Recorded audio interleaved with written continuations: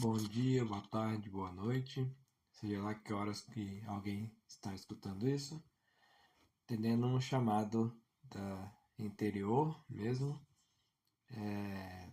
começar a ler e comentar sobre o catecismo. Não sou ninguém, deixar claro, só alguém com vontade de ler mesmo. Não sou formado em teologia, não tenho nenhum conhecimento. Mas o catecismo, eu acredito que os textos da doutrina foram feitos para que qualquer pessoa possa ler. Então, esse é o intuito, sem pressa, sem desespero. Que Deus nos ajude, Nossa Senhora nos cubra com seu manto, Santa Catarina de Sena interceda aí por nós. Prólogo. Pai, a vida eterna é esta, que eles te conheçam a ti, o Deus único e verdadeiro, e aquele que enviaste Jesus Cristo. Deus, nosso Salvador, quer que todos os homens sejam salvos e cheguem ao conhecimento da verdade. Não há debaixo do céu outro nome dado aos homens pelo qual devemos ser salvos, afora o nome de Jesus. Capítulo 1. A vida do homem, conhecer e amar a Deus. Deus, infinitamente perfeito e bem-aventurado em si mesmo, em um desígnio de pura bondade, criou livremente o homem para fazê-lo participar de sua vida bem-aventurada. Eis porque, desde sempre e em todo lugar, está perto do homem. Chama-o e ajuda-o a procurá-lo, a conhecê-lo e a amá-lo com todas as suas forças. Convoca todos os homens dispersos pelo pecado para a unidade de sua família, a Igreja. Faz isto por meio do Filho, que enviou como Redentor e Salvador quando os tempos se cumpriram. Nele e por ele chama os homens a se tornarem no Espírito Santo seus filhos adotivos e, portanto, os herdeiros de sua vida bem-aventurada. A fim de que este chamado ressoe pela terra inteira, Cristo enviou os apóstolos que escolheram, dando-lhes o mandato de anunciar o Evangelho. Ide, fazer que todas as nações se tornem discípulos, batizando-os em nome do Pai, do Filho e do Espírito Santo, e ensinando-as a observar tudo quanto vos ordenei. E eis que eu estou convosco todos os dias até a consumação dos séculos. Fortalecidos com esta missão, os apóstolos saíram a pregar por toda parte, agindo com eles o Senhor e confirmando a palavra por meio dos sinais que a acompanhavam. Os que, com a ajuda de Deus, acolheram o chamado de Cristo e lhe responderam livremente, foram por sua vez impulsionados pelo amor de Cristo a anunciar por todas as partes do mundo a boa notícia. Este tesouro, recebido dos apóstolos, foi guardado fielmente por seus sucessores. Todos os fiéis de Cristo são chamados a transmiti-lo de geração em geração, anunciando a fé, vivendo na partilha fraterna e celebrando na liturgia e na oração. Eu tenho certas dúvidas em relação a isso, no sentido de que não sei se é tão evidente mais nos nossos dias que Deus está nos chamando. Eu sei que Deus nos chama porque cada um de nós sente uma inquietação muito grande dentro do peito. E é a vontade de ser amado mesmo por Deus. Porque só Ele pode suprir a nossa alma que é completa, que é plena. Né? Então, todos nós somos chamados, como diz aqui, chama-o, ajuda-o a procurá-lo, a conhecê-lo e a amá-lo com todas as suas forças. O problema é que a gente costuma não corresponder a esse chamado. Né? A gente está tão preso nos nossos dia a dia, na nossa vida, nesse mundo, que a gente não corresponde a esse chamado. Né? E quem escolhe e entende a verdade não tem outra escolha a não ser falar sobre ela. Continuando. Capítulo 2, prólogo, transmitir a fé, a catequese. Bem cedo passou-se a chamar de catequese o conjunto de esforços empreendidos na Igreja para fazer discípulos, para ajudar os homens a crerem que Jesus é o Filho de Deus, a fim de que, por meio da fé, tenham a vida em nome dele para educá-los e instruí-los nessa vida, assim construir o corpo de Cristo. A catequese é uma educação da fé das crianças, dos jovens e dos adultos, a qual compreende especialmente o ensino da doutrina cristã, dado em geral de maneira orgânica e sistemática, com o fim de os iniciar na plenitude da vida cristã.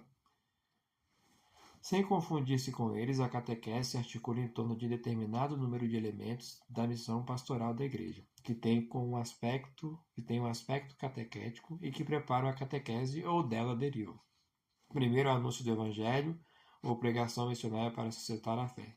Busca das razões de crer, experiência de vida cristã, celebração dos sacramentos, integração na comunidade eclesial, testemunho apostólico e missionário. A catequese anda intimamente ligada com toda a vida da Igreja. Não é somente a extensão geográfica e o aumento numérico, mas também e mais ainda o crescimento interior da Igreja, sua correspondência no desígnio de Deus que dependam da catequese mesma. Não sei se ele vai comentar mais na frente, mas a gente só segue e quer falar daquilo que a gente ama, né? E a catequese, eu comecei minha catequese, eu tinha que 6 para 7 anos, eu acho. E cada vez mais você só consegue seguir a doutrina, né, e falar sobre ela, e falar se você conhece, você busca conhecer ainda mais. Então a catequese é um processo contínuo, né? Ela é tanto para crianças, para jovens e para adultos. Os períodos de renovação da igreja são também tempos fortes da catequese. Eis porque, na grande época dos padres da igreja, vemos santos bispos dedicarem uma parte importante de seu ministério à catequese. É a época de São Cirilo de Jerusalém, de São João Crisóstomo, de Santo Ambrósio e de Santo Agostinho, e de muitos outros padres cujas obras catequéticas permanecem como modelos. O ministério da catequese aura energias sempre novas nos concílios. O Concílio de Trento constitui neste ponto um exemplo a ser sublinhado. Deu à catequese prioridade em suas constituições e em seus decretos. Está ele na origem do Catecismo Romano, que também leva seu nome, e constitui uma obra de primeira grandeza como resumo da doutrina cristã. Este concílio suscitou na Igreja uma organização notável de catequese.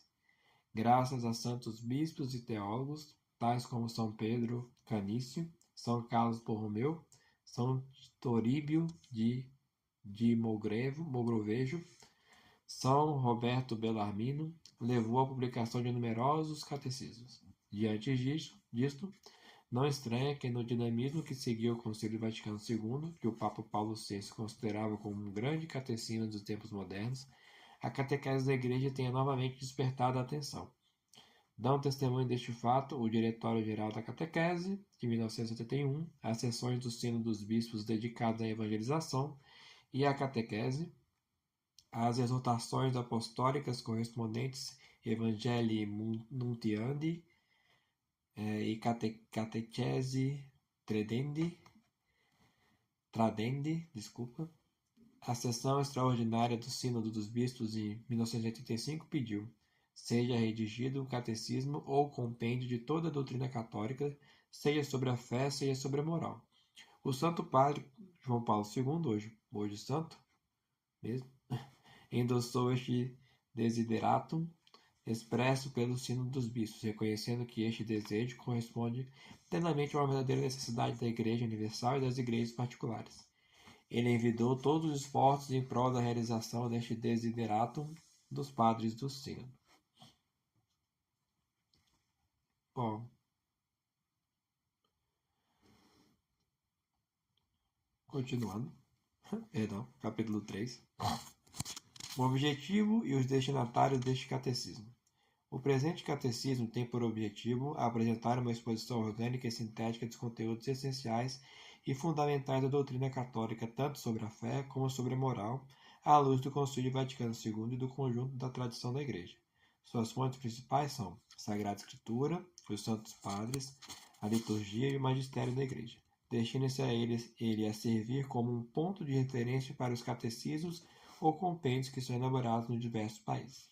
O presente catecismo é destinado principalmente aos responsáveis pela catequese, em primeiro lugar aos bispos, como doutores da fé e pastores da Igreja, é oferecido a eles como um instrumento no cumprimento do seu ofício de ensinar o povo de Deus.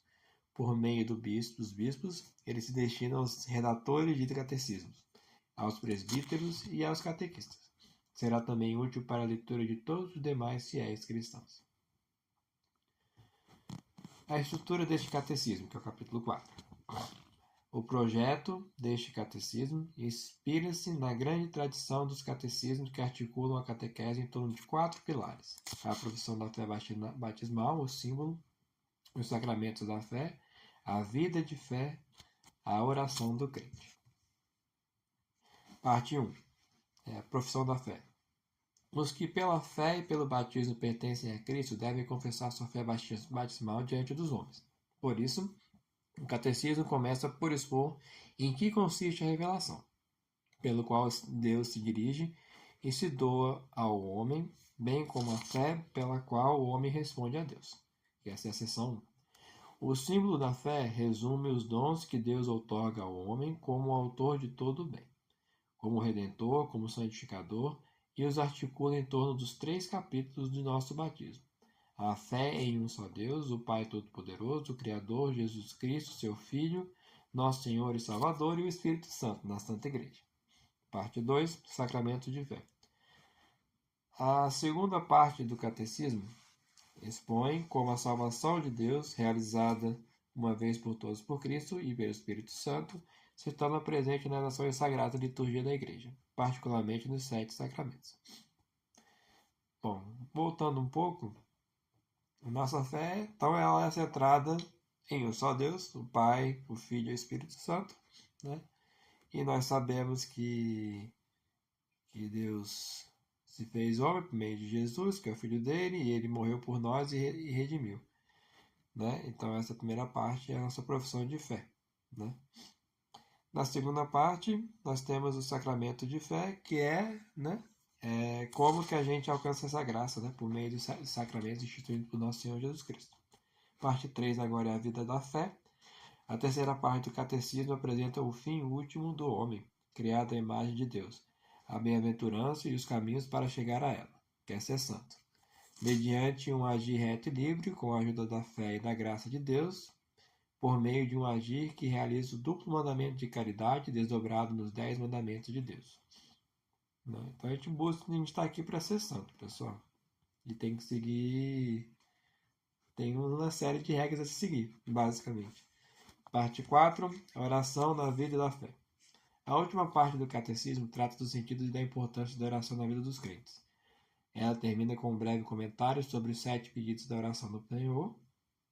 Com efeito, nesses 7 pedidos, encontramos o conjunto dos bens que devemos esperar e que nosso Pai Celeste quer conceder-nos. O Pai Nosso, pessoal, tem 7 pedidos, como ele está dizendo aqui. Tá? Capítulo 5. Indicações práticas para o uso deste catecismo. Esse catecismo foi pensado como uma exposição orgânica de toda a fé católica. Por isso é preciso lê-lo como uma unidade. Numerosas referências dentro do próprio texto, bem como o índice analítico no fim do volume, permitem ver a ligação de cada tema com o conjunto da fé. Muitas vezes os textos da Sagrada Escritura não são citados literalmente, mas são feitas apenas referências, mediante indicação para uma compreensão mais aprofundada de tais passagens, é preciso consultar os próprios textos. Essas referências bíblicas constituem um instrumento de trabalho para a catequese. Quando em certas passagens se usa o corpo menor, graficamente, isso indica que se trata de observações do tipo histórico, apologético ou disposições doutrinais complementares. As citações em corpo menor de fontes patrísticas, litúrgicas, magisteriais ou hagiográficas são destinadas a enriquecer a exposição doutrinal. Com frequência, esses textos foram escolhidos para uso diretamente catequético. No final de cada unidade temática, uma série de textos sucintos resumem em fórmulas condensadas do essencial do ensinamento. Estes, resumindo, entre aspas, têm por objetivo oferecer sugestões da catequese local para fórmulas sintéticas e memorizáveis. Capítulo 6. Neste catecismo, a ênfase é posta na exposição doutrinal. Quer ele ajudar a aprofundar o conhecimento da fé. Por isso mesmo está orientado para o amadurecimento desta fé, para o seu enraizamento, pessoal, na vida e sua irradiação no testemunho. Por sua própria finalidade, este catecismo não se propõe a realizar as adaptações da exposição e dos métodos catequéticos exigidas pelas diferenças de culturas, de idade, de maturidade espiritual e situações sociais e eclesiais daqueles a quem a catequese é dirigida. Tais adaptações indispensáveis cabem aos catecismos apropriados e mais ainda aos que ministram a instrução aos fiéis.